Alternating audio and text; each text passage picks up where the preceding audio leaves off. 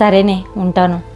చూసారా అత్తమ్మ, మా ఫ్రెండ్ వాళ్ళకి నీళ్ళకి చాలా ఇబ్బంది అవుతుందంట. ఒక పూట వస్తే ఇంకో పూట వాడుకోవడానికి కూడా సరిపోవట్లేదంట. మీరేమో ఆ బిందెలో నీళ్లు మొన పట్టినాయి, ఈ బకెట్ లో దుమ్ముంది, ఈ వంపై అవ్వంపై అన్ని నీళ్లు వేస్ట్ చేస్తూనే ఉంటారు. కాస్త నీళ్లు వేస్ట్ చేయకండి, కనీసం ఈ సమ్మర్ వెళ్ళేంత వరకైనా. ఓ పొలమని వంపేస్తూనే ఉంటారు. లేకపోతే నిన్న మొన్న వాటి నీళ్లతో వంట చేసేసుకుంటావు ఏంటి? బకెట్ లో దుమ్ము పడితే ఆ నీళ్లతో గిన్నెలు కడుక్కుంటారేంటి వంపేయకపోతే?